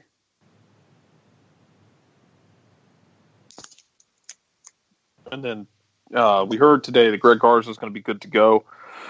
Just a cramp in his leg. I didn't even know that was a thing. But yeah. When he left the field, he looked like his calf was trying to kill him. Fun times. Mm-hmm. But with him back there, what role do you see Chris McCann, a guy like Chris McCann, having? Because that was in my back of my mind as he was the field. It's like, okay, we might get 90 minutes of Chris McCann or something like that up in New York. Does a guy like him or a guy like Bello still have a lot of value here? I think that so it was interesting when we saw the team sheet come out on Sunday. I was kind of disappointed. No George Bello. But then when I thought about it more, I thought that's probably the right call, because you want on the bench different kinds of profiles of player, if you can, than what you have in the starting lineup. So that and Sunday was showed us a perfect example. You can bring on a guy like Chris McCann, who's going to give you a little bit more physicality, a little bit more aerial presence, and maybe you can use him at the end of a game similar to what happened Sunday. Obviously, Garza was cramping up and kind of physically was not able to see out the match. But having a guy like Chris McCann, he's got a lot of veteran experience, so that's good. He serves a valuable purpose in that he is very much a different profile of player than an athletic guy like Greg Garza. Now, I think Greg Garza sets up much well for Atlanta United in general, playing obviously just in the style that Atlanta plays, but specifically against a team like Red Bulls that is going to press. He presents just a physical threat to get in behind with his pace and speed. So, obviously Greg Garza is a huge asset to this team since he's come back, but I think that there's also some benefit to having a guy like Chris McCann on the bench that can give you some different he can play some different roles and different situations than you would want maybe Garza in there for. Joe, we're up against the break. Let everybody know what's coming up this week at Dirty South Soccer ahead of Thursday. Yeah, it's going to be a quick week, obviously, with the game Thursday. I want to say thank you to, there's probably people listening that have contributed to helping send me up there. So I will be traveling up to Red Bull Arena Thursday to help cover the game. So that will be great. Thank you again to everybody who contributed to that. Yeah. So I'll see you guys up there for that. And we'll just have the normal. We got pregame content ready to roll already. Awesome. Can't wait, man. We'll see you at Red Bull Arena on Thursday, and thanks for joining us. We appreciate it. Yep, sounds good. We're going to take our final break, come back, wrap the show up. We have an update from South America about the Copa Libertadores second leg of the final. We'll have that and any other Tuesday thoughts after this. The average time a resume spends on an HR manager's desk is 7 seconds, and most of them are tossed aside. Now imagine if one of those resumes belonged to Yasmin, who was living in a shelter, juggling 3 jobs. I had to be resilient. That's something that you can't teach. We rely so much on a resume, yet it could never tell the full story of someone who had to be independent and take initiative. and that's how I handle every project I get. Discover new ways to develop great talent at gradsoflife.org. Brought to you by Grads of Life and the Ad Council. We know that every driver is different, and a one-size policy does not fit all. That's why Country Financial offers a variety of discounts, so you get the coverage you need and the savings you deserve. From good driver to good student, multi-policy to multi-car, we've got a discount to suit every driver. Call Jason Wright at 678-568-6871 today to see what you could save. On Facebook at Jason Wright Agency or by phone at 678-568-6871. Discounts vary by state. Policies issued by Country Mutual Insurance Company, Country Preferred Insurance Company, or Country Casualty Insurance Company, Bloomington, Illinois. Hey, hon, what you doing with your phone? Taking pictures? No, I'm asking it questions. Like what? Hey, Bobo, do flowers have best friends? I'm sorry. I'm afraid I don't know that. Hey, follow me. I want to show you something. Look, flowers do have best friends. Whoa. Some answers can only be found in nature. Discover the unsearchable. Visit discovertheforest.org to find a trail near you. Brought to you by the United States Forest Service and the Ad Council. Soccer Down Here is sponsored by Appolinsky & Associates, LLC, personal injury lawyers with over 30 years of experience. Call Steve Appolinsky at 518-350-4231 or email him at steve@aa-legal.com if you need help with a wrongful death or serious injury matter. Steve Appolinsky is rated one of the top 100 trial attorneys in Georgia, recognized as legal elite by Georgia Trend magazine for being one of the most effective lawyers in Georgia.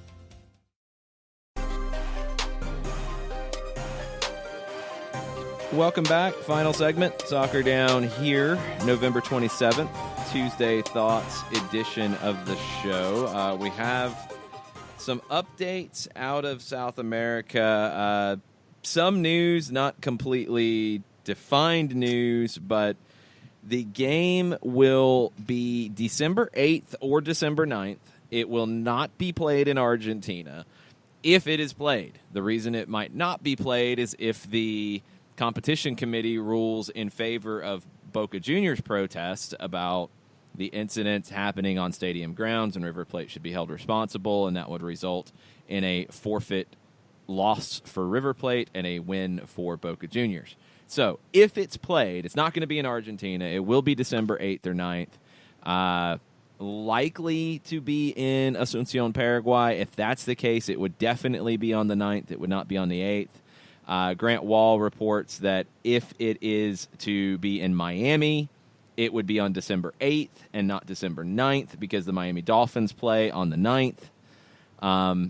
Don't know about any other possibilities. I would assume that if Miami's trying to get it, that there would be a strong objection from Major League Soccer about it being played on December 8th because MLS Cup.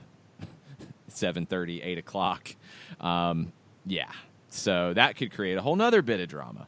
Yeah, there you go. That's what we're looking at. But stay tuned. We know it's not going to be in Argentina if it's played. We know it'll be December 8th or 9th. The disciplinary committee has to have its final ruling on River Plate's consequences after the incidents. That's where we stand now. This is fine. Totally. This is just, yeah. We'll see. All right. Your mandatory reading for the day is the 11-tweet thread from Jacob Austin at JBAustin9. We just retweeted it. But I'm going to go to the end. It's about his love of what has happened over the last couple of years and the most recent crescendo or the most recent peak being Sunday. So I'm just going to go toward the last couple and read it quickly here. The tifo worked. I couldn't stop smiling, and then the noise came, and I was laughing. My wildest dreams weren't just coming true. They were being exceeded, and then Tito scores the third. I've never heard noise like that. I tried to keep waving that giant 5-stripe flag, but after 3 hours of that, in that moment I couldn't. The emotion overcame me. I put the flag down and basically leaned on it, laughing and crying happy tears, just soaking in the moment. So my main #Tuesday thought is this. Thank you. Thank you, everyone who has decided to care. You took my incredibly high expectations and ran with them and have ended up exceeding my wildest dreams, and it's still not over yet. Let's go win this thing. Yeah, the noise after Tito scored was the one where I had to take like one of the sides of my headphones off my ear so I could hear it, because like we have to turn it down in our ears because it's so loud, because then Mike and I can't hear each other. It's like that. I don't know if that's the case for any other broadcast in the league. It's pretty unique what happens here. But yeah, I had to experience that. So it just blew me away. I can't think of... I wasn't in the stands for Game 6 of the 95 World Series. I'm sure that is, until you have another championship won in the city, that is the game. That will be the game until that happens. Beyond that, I mean, you had other World Series games, you had other, championship series games. The Francisco Cabrera game in 92 obviously would be up there. Falcons going to the Super Bowl in 2016 would be up there. The NFC Championship game. I remember being in the stands for 2004. Yeah, it would have been 2004 postseason, January of 05, when the Falcons just boat raced the St. Louis Rams with Michael Vick running for 60 or 70 yards on the first play from scrimmage, and it was ridiculous. And the noise in the Georgia Dome that night. There have been a few other games that we can put in that conversation, but honestly not many. And this was something that Dukes and Bell talked about a lot yesterday on 92.9 The Game. That was one of the biggest sporting moments in Atlanta, period. Not one of the biggest sporting moments for soccer, not, oh, wow, that's a really nice thing because it was new and different and weird. And no, it was, period, one of the biggest things in sports in the city of Atlanta ever, period. That's it. That's where this stands right now. This is craziness. For people who have been involved in soccer in Atlanta for a long time, and I've had these conversations with many different people, it will take your breath away. It will blow your mind at times, and it is overwhelming at times when you see these things that you didn't know if they would happen. I mean, I told Mike and Carl yesterday that the first playoff soccer match I saw in the city of Atlanta was in 1995 in a high school football stadium with 4,000 people there. And that was a big deal to me. This is insanity. And I don't think it's done growing yet. That's the thing, is it's not slowing down. It's not about to peak. Like, none of that's happening because it just continues to grow. And that's down to the way the club is operated, but also the response from the city. So enjoy it. And that's why, I go back to what I said earlier, when people start trying to diminish it or come up with reasons why it's not a big deal or why Atlanta doesn't compare to other cities or whatever. Just stop. Don't worry about it, because you feel it. If people don't feel it, it's on them, and it's their loss. But you feel it. You don't have to think through it and make a decision here. If you're in that building, if you're, a supporter of this team, you feel that. And nobody can take that away from you. Don't let anybody even try. I'm going to keep beating the drum on this series and on the first three games we've seen in the playoffs from Atlanta United this year. That find me another time where you have had the stars of your team step up and be the faces of your team the way you dream about. When you think about, championships, and you think about championship runs, a lot of times you think about, you need your stars to do it. You're going to have unsung heroes come out of nowhere. Jeff Larona was playing a perfect ball to Joseph Martinez being one of those things. Remember, Jeff Larona didn't even start the first Atlanta United game. The reason he started the second is because Carlos Carmona was red carded, first red card in Atlanta United history, for putting his cleat in Felipe. But this is you're having an amazing experience as a fan base watching this team. And the team itself, look, the guys who you pay the money to and who you expect to be the heroes, they're being the heroes right now. And just enjoy it. It's awesome. Chandler Creel, his Tuesday thought, he says, I'd love to set up a naysayer sponsorship program where we take Atlanta United skeptics to a Gulch tailgate and a game we'll have them chanting by the second half. # Unite and Conquer. Bring a friend. Bring somebody that you know and experience it and see it. And it happens every game. And you see people get on board with us. You don't have to go reach out to people who you don't know, who don't want this to be a thing. There's a lot of ulterior motives. Don't worry about it. Again, don't worry about it. Doesn't matter. You don't need anybody else to tell you this is a big deal. You don't need anybody else to tell you how to feel about it. This is special, and embrace it and love it, and get ready for 90 more minutes on Thursday, and we see what happens. But this team has put itself in a position to prepare for what could come next, but still have work to do on Thursday, so you can't take anything for granted yet. That's it for us. We will be back tomorrow with more on a Wall Pass Wednesday edition of the show. Get your questions in. Join us at Fido Irish Pub tonight if you can for Stoppage Time Live. Myself, Mike Conti, Bobby Belair of Atlanta United's technical staff will be with us. We will talk tactics. We will talk recaps. We will talk previews. If you can't join us, watch on Facebook.com/929thegame. Thanks, everybody. Talk to y'all tomorrow. Mucha plata, y'all. Mucha plata, y'all. Mucha playoffs, y'all.